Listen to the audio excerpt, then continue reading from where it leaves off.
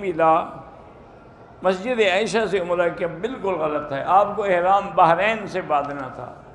بہرحال اب آپ دم ادا کریں. میں نے یہ نہیں کہا کہ بلی کھانا ٹھیک ہے. بلی کسی چیز کو اگر سونگھ لے تو اس کا کھانا جائز ہے, بلی کھانا تو جائز نہیں ہے. آپ پتہ نہیں کیسے سمجھ لیتے ہیں مسئلے. رش اگر زیادہ ہو تو عورتیں جو ہیں وہ صف میں اپنے محرم کے ساتھ مل کے نہیں, مردوں کی صف میں نہیں کھڑی ہو سکتی, ورنہ جن کے محاذ پہ کھڑی ہوں گی ان کی بھی نماز نہیں ہوگی, ان کی بھی نہیں ہوگی. انفرادی نماز ہو یا جماعت, نمازی کے آگے نہیں گزرنا چاہیے. قصر نماز اگر ہو مسافر کے لیے سنت اور نفل معاف ہے, پڑھنا چاہو تو پڑھ سکتے ہو.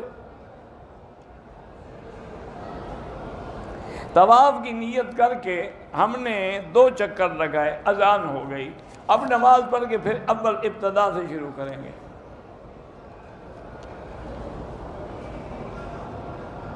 ایک آدمی نے طواف کر لیا, نفل بھی پڑھ لیے, صفا کے 3 چکر لگائے, بیمار ہو گیا, تو بہرحال اب اس پر دم ہے, چونکہ صفا تو نہیں کی نا اس نے. صفا 7 چکروں کا نام ہے.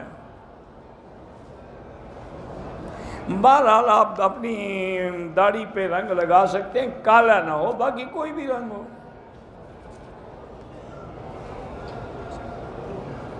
سیدھا صاحب کا وہی طریقہ ہے جیسے باقی نماز کے سیدھے کرتے ہو.